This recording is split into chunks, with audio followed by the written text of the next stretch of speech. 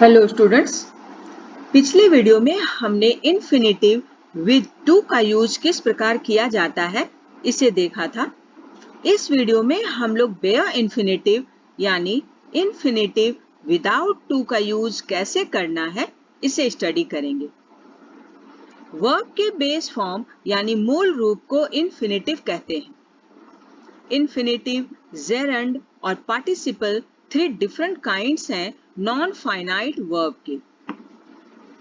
Non finite verb tense या subject के number और पर्सन के अकॉर्डिंग चेंज नहीं होते, जैसे I want to play, he wants to play, boys want to play.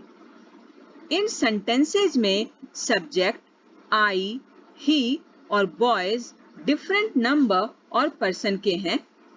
इनके साथ आए फाइनाइट वर्ब तो अपने सब्जेक्ट के अकॉर्डिंग चेंज हो गए हैं, परंतु टू प्ले का रूप एक ही है। To play non finite verb है। इन्फिनेटिव वर्ब का वह रूप होता है जिसका यूज टू के साथ या टू के बिना किया जाता है, जैसे I want to write a letter, he made me laugh. First sentence में फाइनाइट वर्ब वांट के बाद इन्फिनेटिव टू राइट का यूज हुआ है, लेकिन सेकंड सेंटेंस में फाइनाइट वर्ब मेड के बाद इन्फिनेटिव लाफ के पहले टू का यूज नहीं किया गया है। वैसे इन्फिनेटिव जिनका यूज टू के बिना किया जाता है बेयर इन्फिनेटिव या इन्फिनेटिव विदाउट टू कहलाते हैं। चलिए अब देखते हैं कि बेयर इन्फिनेटिव का यूज कब और कैसे किया जाता है। Look at these sentences. I can speak English, we shall meet him, it might rain tonight, students must learn to focus on the work in hand. इन सेंटेंसेस में आए वर्ब्स कैन, शैल, माइट और must modal auxiliary verbs हैं। इन sentences में हम देख रहे हैं कि इन मॉडल ऑक्सिलरीज के बाद इन्फिनेटिव्स स्पीक, मीट, रेन और लर्न आए हैं, लेकिन इनके पहले टू का यूज नहीं हुआ है। याद रखें कि can, may, shall, will, must, dare, could, might, should, would और नीड वे मॉडल ऑक्सिलरीज हैं जिनके बाद आने वाले इन्फिनेटिव के पहले टू नहीं लगाया जाता। ऐसे इन्फिनेटिव बेयर इन्फिनेटिव कहलाते हैं।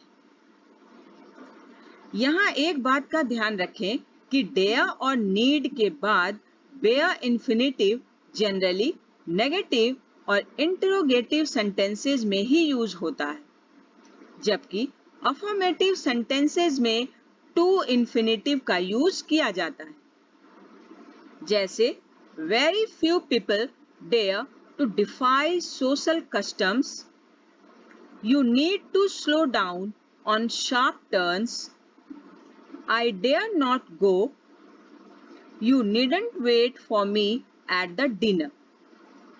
सेंटेंस 1 और 2 अफर्मेटिव सेंटेंसेस हैं, इसलिए इन सेंटेंसेस में डेयर और नीड के बाद टू इन्फिनेटिव, टू डिफाई और टू स्लो का यूज किया गया है, परंतु सेंटेंस 3 और 4 जो कि नेगेटिव सेंटेंसेस हैं में मॉडल ऑक्सिलरीज के बाद बेयर इन्फिनेटिव, गो और वेट का यूज किया गया है। लेकिन ऑट और यूज्ड के बाद इन्फिनेटिव विद टू का ही यूज होता है, जैसे इन सेंटेंसेस को देखें। We ought to obey our teachers, we used to play football at school. इन सेंटेंसेस में ऑट और यूज्ड के बाद टू इन्फिनेटिव, टू ओबे और टू प्ले का यूज किया गया है। अब इन सेंटेंसेस को देखें। I saw the thief disappear into the crowd, I observed him go out.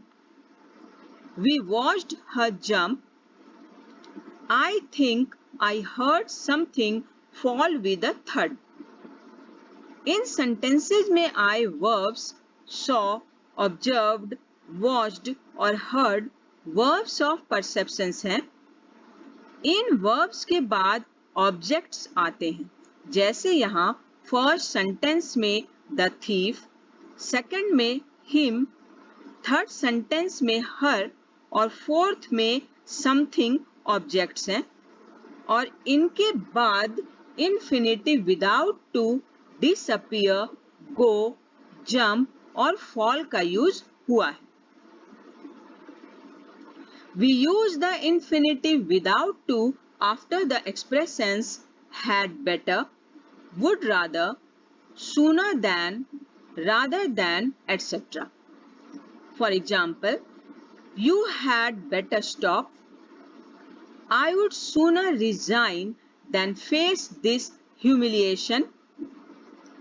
I would rather starve than beg. In sentences में I words had better, would sooner और rather के बाद bare infinitive stop, resign और starve का use किया गया है. Now look at these sentences. I want you to stand beside me and hold the torch. Do you want to eat now or wait till evening? यहाँ first sentence में दो infinitives हैं, to stand और hold, जो and से जुड़े हैं. Second sentence में भी दो इन्फिनेटिव्स हैं, टू ईट और वेट, जो और से कनेक्टेड है. जब दो इन्फिनेटिव्स एंड, और, एक्सेप्ट, बट, देन, एटसेट्रा से जुड़े हों, तब दूसरे वाले इन्फिनेटिव में टू का यूज जनरली नहीं किया जाता है. जैसा हम लोग इन सेंटेंसेज में देख रहे हैं कि स्टैंड के पहले टू का यूज हुआ है पर होल्ड के पहले नहीं. सेकंड सेंटेंस में भी ईट के पहले टू का यूज हुआ है पर वेट के पहले नहीं. तो आज की वीडियो में हमने बेयर इन्फिनेटिव यानी इन्फिनेटिव विदाउट टू का यूज एक सेंटेंस में किस प्रकार किया जाता है इसे एग्जाम्पल के साथ डिस्कस किया. In the next video, we will discuss the use of gerund and participle.